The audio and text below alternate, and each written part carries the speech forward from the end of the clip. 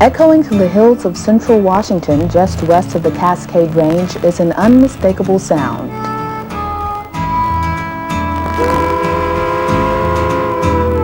A sound that rings familiar to rail fans around the world.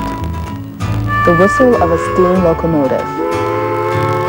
And as this locomotive thunders down the tracks past one of America's most famous mountains, its passengers soon realize why it's called the Mount Rainier Scenic Railroad.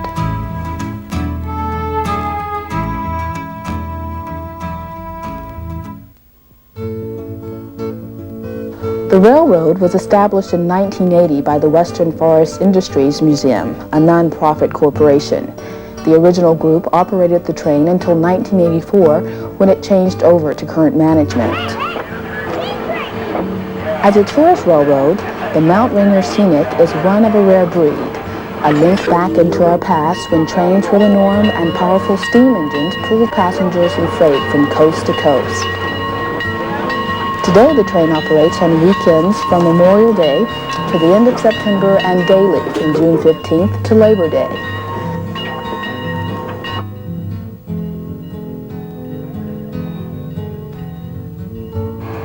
After careful maintenance and routine checks are performed by the dedicated staff who run the operation, the train is ready for its first run of the day. Anticipation runs high amongst people who have arrived from all over the country to ride this historic railroad. Many are riding a steam locomotive for the first time, while others, who remember the days when trains were still a means of daily transportation, anticipate stepping back in time to get reacquainted with an old friend.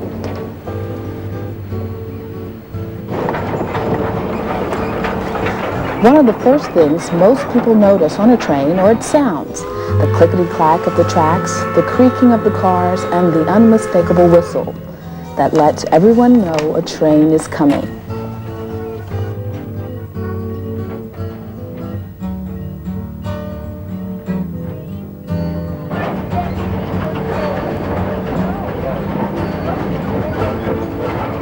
The railroad operates on tracks leased from Weyerhaeuser Corporation and runs a 14-mile stretch from the beautiful little town of Elbe, Washington to Mineral Lake and back.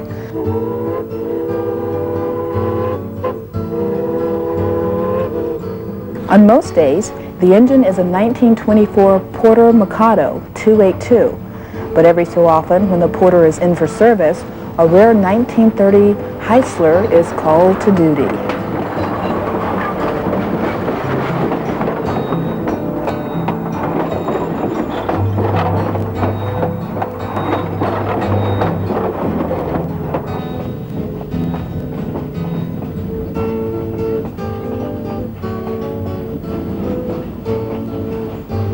The scenery quickly turns to beautiful emerald green hills covered with towering evergreen trees. Wildlife is abundant.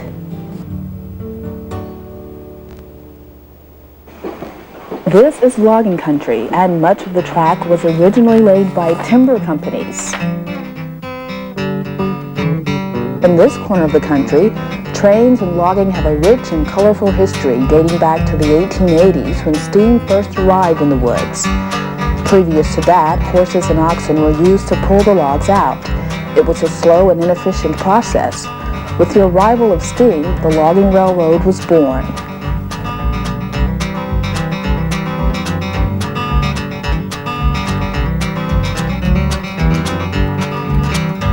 Early operations were crude and often consisted of a mile or two of track laid from the river's edge to the logging site.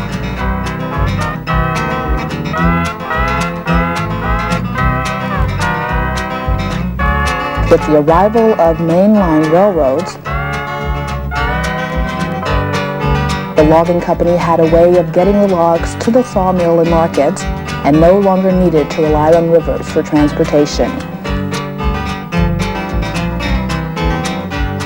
Railroads flourished.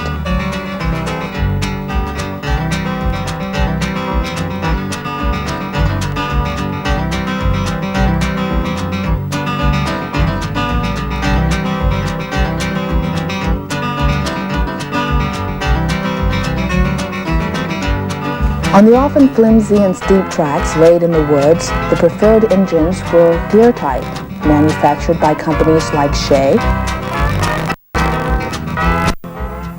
Climax, and Hyflux.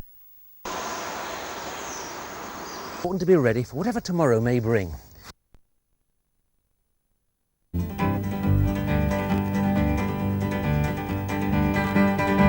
The work was hard and often dangerous, but none sought employment outside the woods as long as it was available. As trains slowly gave way to modern diesel trucks in the 50s, the era of railroad logging became history. As the locomotive slowly chugs by reminders of logging days gone by and over crystal clear streams, passengers eagerly await their first views of spectacular Mount Rainier. Then suddenly, as the train crosses the beautiful Nisqually River Bridge, the mountain appears from behind the foothills. At 14,410 feet, Mount Rainier is the highest peak in Washington State and the fifth highest mountain in the continental USA. Founded in 1899, the national park was the fifth created in this country and hosts many thousands of visitors every year who marveled at the size and majesty of the mountain.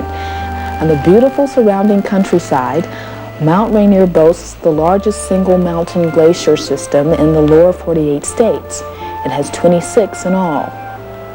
It also holds the record for snowfall when the winter of 1971 to 1972 over 93 feet fell at Paradise Lodge. Many picturesque waterfalls, creeks, and rivers are fed by the immense Cascade volcano that is permanently snow-covered and can be seen for over 100 miles on a clear day.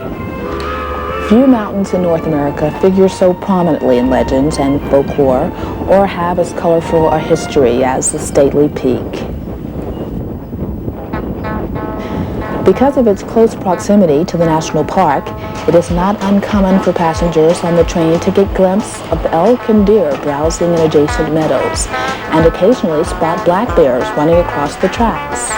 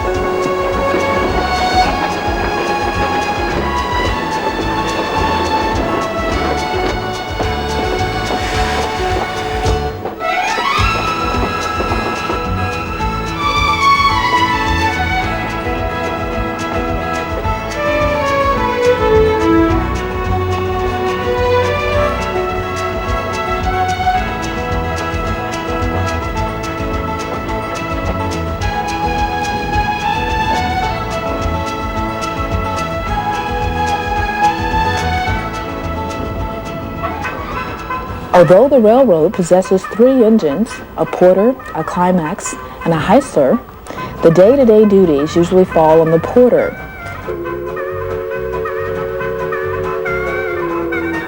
This engine was originally built in 1924 by the H.K. Porter Company of Pittsburgh, a company known more for its small and narrow-gauge engines. At 71 tons, the 282 Mikado, used by the Rainier Scenic, is thought to be the largest of its make currently in operation.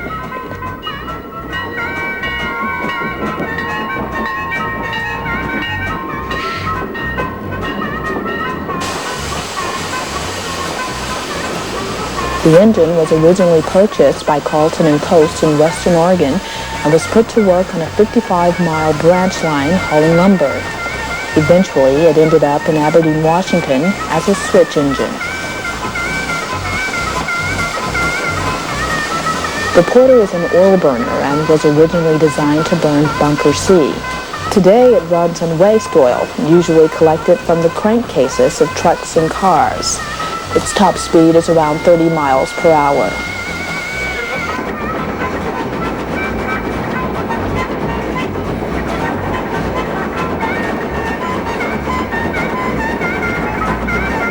After its stint at Aberdeen, Carl Schaefer of Schaefer Brothers Lumber Company put the engine on display at his ranch near Montesino.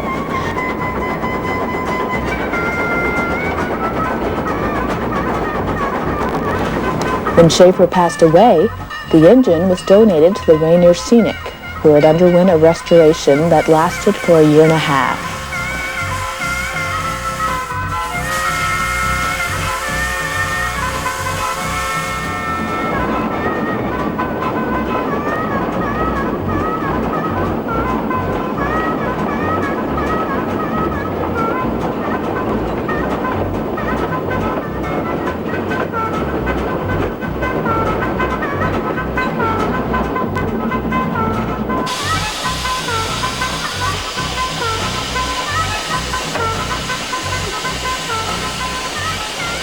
Old steam engines like the Porter are proof that the familiar saying, "they don't build them like they used to," is so true. With a generous application of grease and a little tender-loving care, this engine, which is nearly 70 years old, runs like a true thoroughbred down the tracks.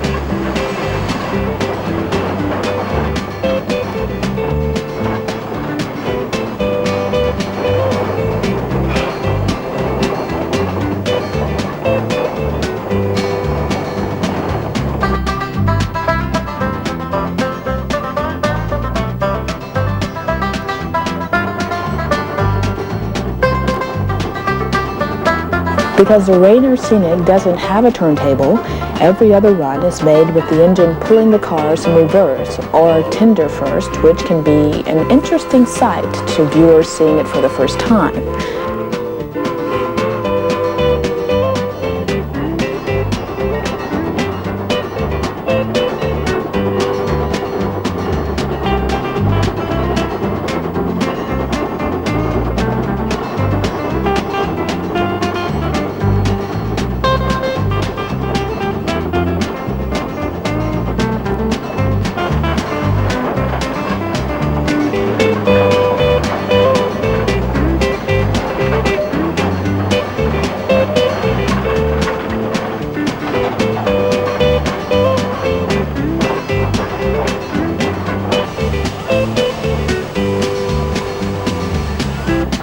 Passenger cars came from the Southern Pacific and were used in the Bay Area as commuter cars.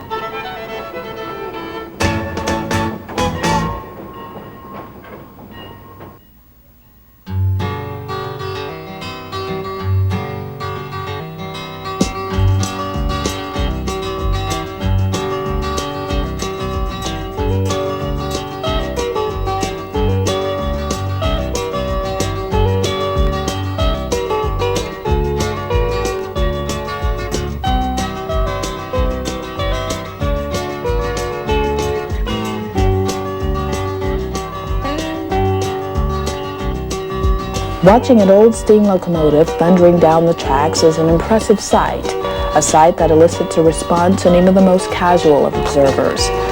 For here in front of our eyes is an important piece of American history.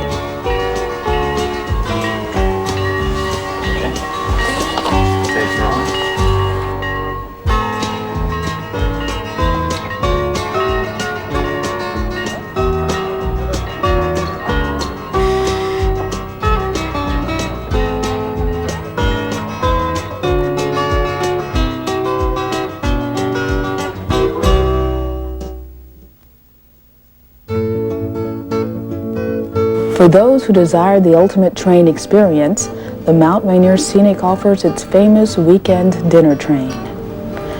Running from late spring through November, the ride is a feast for both the eyes and the palate and features a fabulous 4-course prime rib dinner. In an authentic restored dining car, the staff work diligently to ensure that the experience will not soon be forgotten. The food is expertly prepared in the kitchen, while the final touches are seen to in the dining area. Nothing is left to chance, and the guests will be pampered.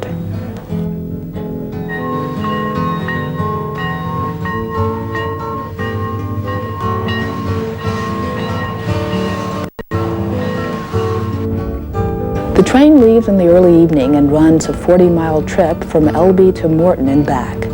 The ride lasts 4.5 hours and travels through the scenic foothills of the Cascade Mountains. Outside the windows, passengers are treated to some of the prettiest sights the Northwest has to offer as the train makes its way through alternating landscapes of forests and meadows.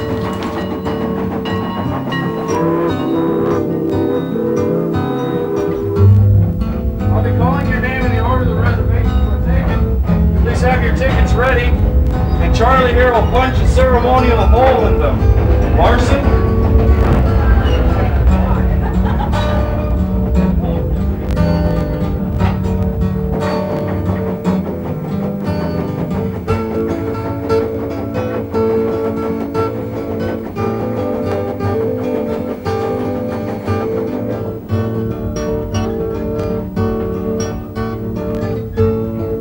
After the diners are seated, the meal promptly begins with a fresh relish tray and beverages.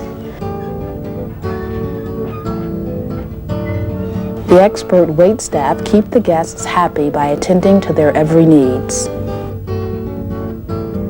As dining experiences go, this is one that Shirley rates very highly, for no in-city restaurant could ever match the spectacular scenery and wonderful ambience offered on a real dinner train.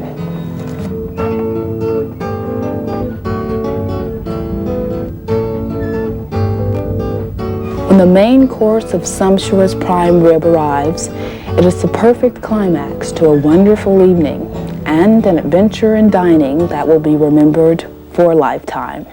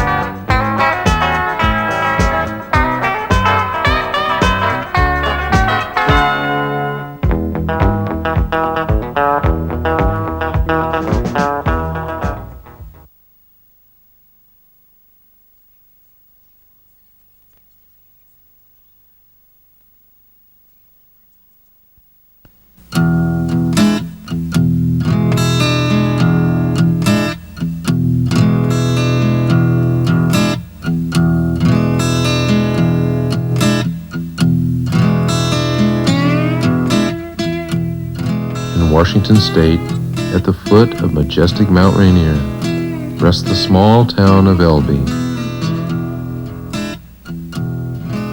It's the home home base for the Mount Rainier Scenic Railroad and its 14 miles excursion into the surrounding wilderness aboard one of a dying breed, an actual steam locomotive.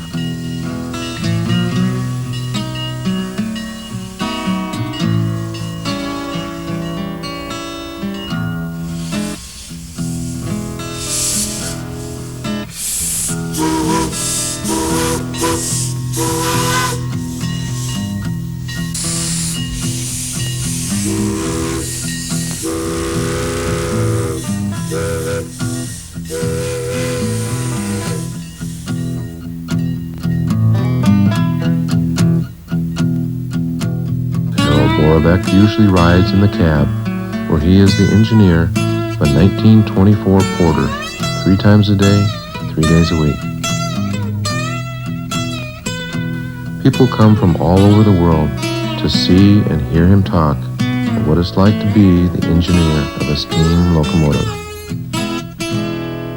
Harold tells them of how the 71-ton engine was built in Pittsburgh for the Carleton and Coast Railroad, and is believed to be the largest porter existing. But he tells them something else too. He speaks of pride and dedication, of a love affair with the rails. So sit back and listen while Harold Borobeck tells what it's like to be a steam train engineer.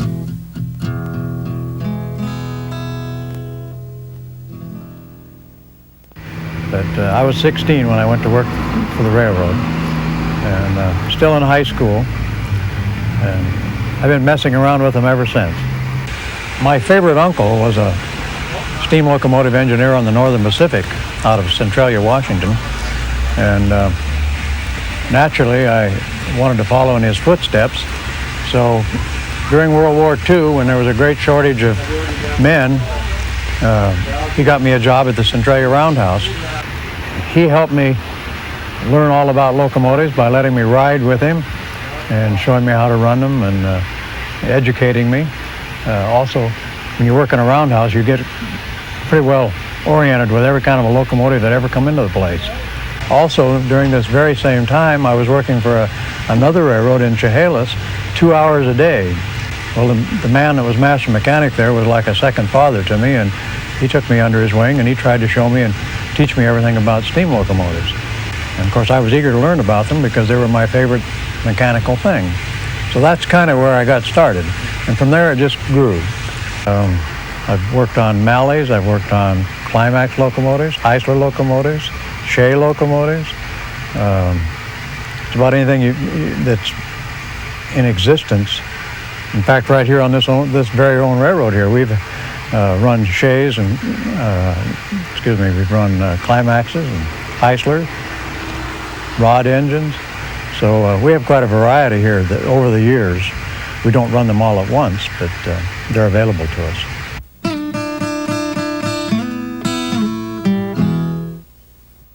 The fireman, he handles the oil controls that control the heat and temperature of the boiler.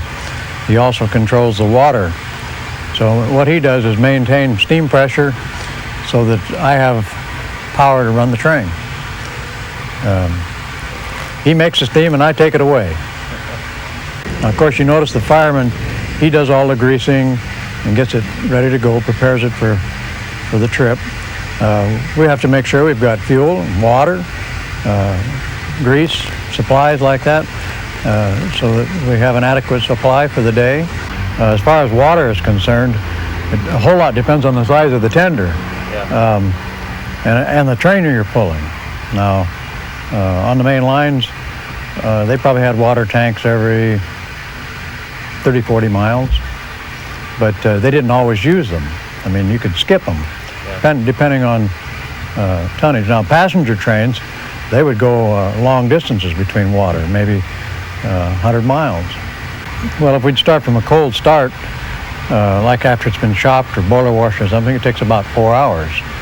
But overnight, when we come to work in the morning, it still has a certain amount of steam pressure left on it, like 50 pounds, and we're ready to go in an hour and a half. The only time we kill it is when we take it in for a boiler wash, which is about every 30 days.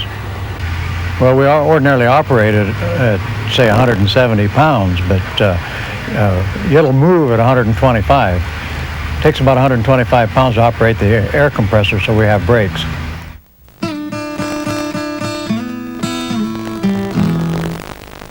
It was designed to burn bunker C, which is like tar, road tar. And it was built that way when it was originally constructed. However, bunker C is hard to obtain. It's hard to handle because it's necessary to heat it so it's fluid and mobile. Otherwise, it sets up like tar. And so it's incomprehensible that we could handle it at this stage of the game. So we have found that by burning waste oil, drainings from crankcases of big trucks or automobiles either, works fine. It's in a fluid state. It burns very similar to bunker C. Of course, wood, they found out right off that wood was unsatisfactory because it took tremendous amounts. It was hard to obtain. They had to bring it and stack it by the tracks, and it took a long time to transfer it to the locomotive, and it didn't last long enough, and it threw a tremendous amount of sparks, and it just wasn't satisfactory. Well, of course, coal had been around a long time, and so it was real easy to transfer to coal. Coal was a lot easier to handle. You can handle it with conveyor systems and by dumping it in different ways, and it had a lot more heat content. It lasted longer. A tender full of coal, you could go a lot further, not have to have coaling stations every so many miles. They were further apart, and so it made it a lot more convenient. Now here on the western Washington, when I went to work there in Centralia in 1943, we didn't have an oil burner on the place as far as the Northern Pacific was concerned. The Union Pacific stabled locomotives there, and they were all oil. However, they ran through the state of Oregon, which had a law that you couldn't burn coal west of the Cascade Mountains because of fire hazard. So, and then gradually the Northern Pacific felt that way about Western Washington as well. And during or right after World War II, they started converting everything west of the mountains to oil. And I don't think it was any cheaper for them. It might have been a little, but it mainly was fire hazard. And also the engines they ran into Portland had to be oil burners. So it just made it a lot more convenient. It's a lot easier to handle, and oil is a lot safer fire-wise. I mean, it doesn't throw a lot of sparks. Coal can be a very hazardous thing with sparks and ashes flying into the air, dropping on the ground and starting fires. So oil is much safer that way. And it's a lot easier for tourist railroads to handle. Coal. Now, you go back east, and there isn't an oil burner in it, in hardly any of the tourist railroads. For one thing, I don't think they realize or understand how to handle them. There's been one or two back there, and most of them they converted them to back to coal because they said they didn't function properly. Well, it's just because they don't understand them, I think. It's kind of, you have to be familiar with a product and a machine in order to make it work. But we wouldn't have it any other way.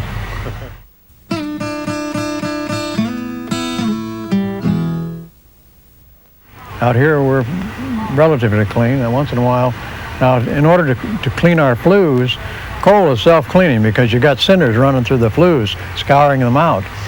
We don't have that, so we have to run sand through the flues periodically. Well, when you do that, you get a cloud of black smoke and sand in the air. And we try to do that when there's no passengers aboard in a more or less discreet area, so it doesn't bother anybody. There's a tremendous draft through the firebox, and there's a little small hole about so big around in the fire door, and you just pour it through that hole, and the suction just pulls it right through the flues, and it scours them out. How often do you do that? Well, we try to do it a couple of times a week. So on the main line, they did it several times per trip. Yeah. But see, bunker C had a lot more sooty aspect to it, and it sooted up the flues more often. So whenever they get on a tough pull going up a hill, that's when the firemen they had like a sugar scoop, and they'd just scoop it out of a box and put it over by this hole, and it'd suck it right out of that scoop right into the firebox. We have to artificially do it by setting the brakes on the train and working the engine real hard to get this tremendous draft that we find necessary to do it. Otherwise, the sand will just go in and drop in the firebox, and that'll be the end of it.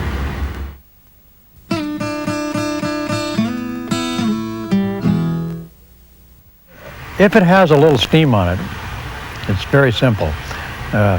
You have to have steam or air to atomize the oil. That means to spray it, to make it kind of into a fog. And so as long as it has 20 pounds of steam pressure, you can fire it off. So mainly the first thing you do is open up all your steam lines because at night you shut everything off.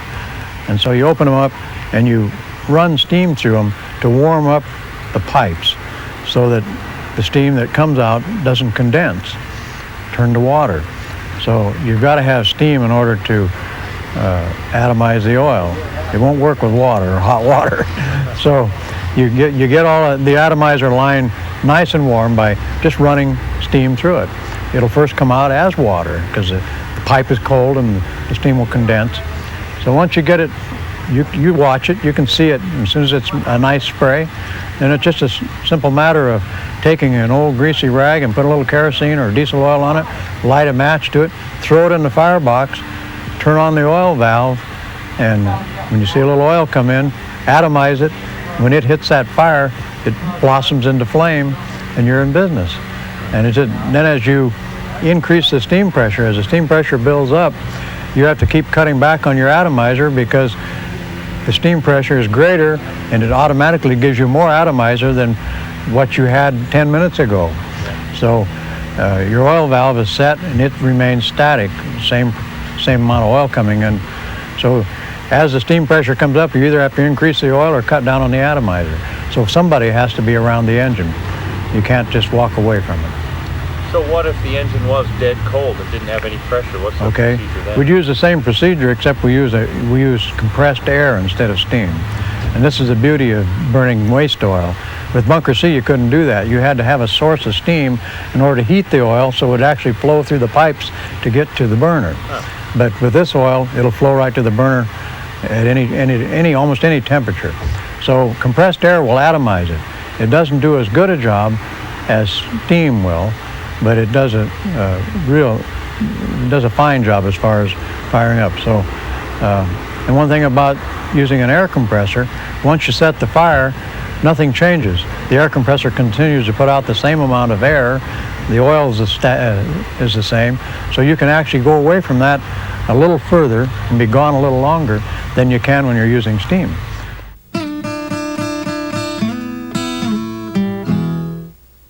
Okay, the largest gauge is the steam gauge, which registers the steam pressure in the boiler. I'm only concerned with that to the extent that there's enough steam there that I can run the locomotive. The fireman watches that same gauge and tries to keep the pressure up at our working pressure. There are two gauges for the air brakes. One indicates the main reservoir pressure, which is the big tanks you see there. That's the amount of air available for braking. It's reduced down to a lower pressure for the train line that goes through all the cars, and the brakes will automatically apply if anything reduces that pressure. In other words, if an air hose would break or somebody sticks a knife in an air hose or ice pick or something, it'll stop the train automatically. So it's a fail-safe type of situation. There's also a gauge for the independent brake, for the engine brake. It tells me how much cylinder pressure is on the engine brake. There's also another gauge up in the front that when you open the throttle, it tells you how much steam pressure you have in the cylinders. So you know what's available, and that can conceivably go up as high as the boiler pressure if you're really working the engine hard. Or in a stall situation, if the train is locked up, the brakes are set and you open the throttle wide open, that gauge will go all the way to whatever steam pressure is in the boiler. It's a very handy device so you know exactly where your throttle setting is. It's a double check. You can tell by feel where it is. You can also look at it and tell you where it is. The fireman has another gauge similar to that, so he kind of knows what I'm doing with the throttle, because each time you move the throttle, the steam pressure in the steam chest will vary, and he has to adjust his fire accordingly. So if I go down with my throttle, he goes down with his oil. If I go up with the throttle, he increases the oil. If he increases the oil too fast, you get black smoke. So he has a more critical job in a sense than what the engineer does, because he's following the engineer's every move and trying to anticipate. And then he also has to feed water to the boiler. And of course, when he does that, that knocks his steam pressure down. So he has to adjust all the time. He's always adjusting. You do have a little adjustment on your valve setting so that steam works by expansion. So if you shorten up the stroke of the valve, it only, one way of saying it is that when you have the thing in full stroke, it's taking big gulps of steam into the cylinders. When you hook it up, shorten the stroke, it takes little gulps. But those gulps expand and they work, and that's where you get your economy of your operation. If you left it down taking big gulps all the time, the fireman wouldn't be able to keep up with you. You'd use more steam than what he could make.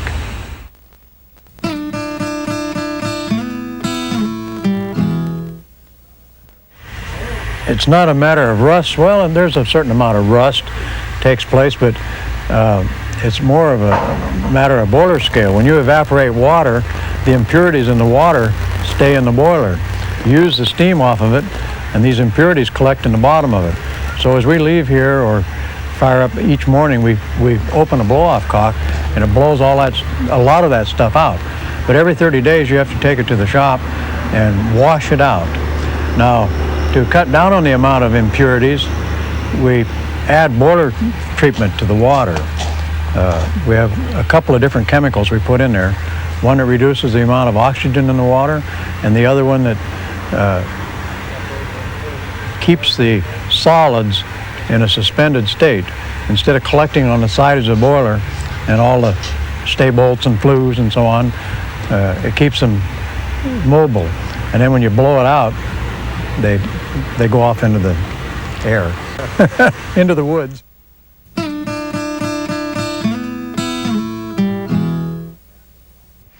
Mechanically, the locomotive is practically flawless.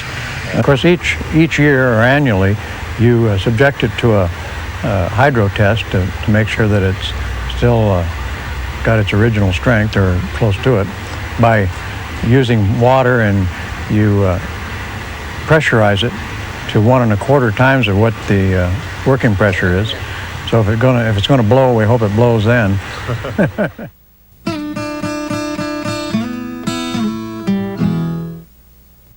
Well, I just like to hear the locomotive run, for one thing. It's always nice to blow the whistle, of course. But one of the nicest things is just meeting the people that come to ride the train and seeing how happy they are to see a steam locomotive once again. A lot of people, elderly people, will tell you that they never in their fondest dreams thought they would ever be on one. And we allow them up in the cab to look around. Some of them even get a ride, and they're just ecstatic. They go home with a real blessing. And I think that's well worth it.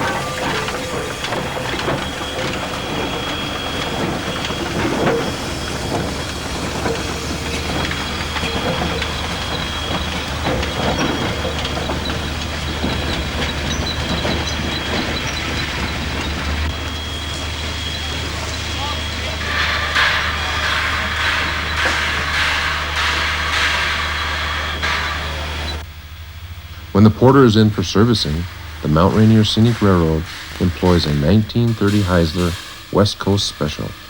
It was built to haul logs around the Pacific Northwest, weighs 90 tons, and operates at 185 pounds pressure per square inch. It offers a rough ride, but climb aboard and enjoy the trip.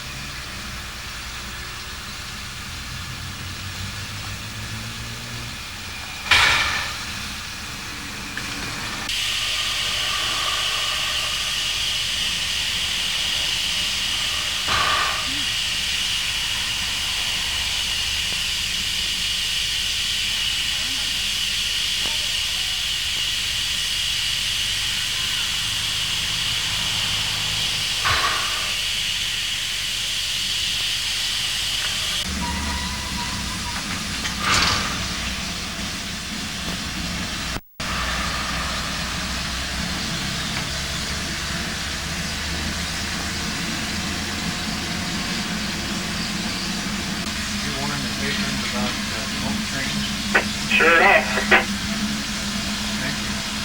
You bet.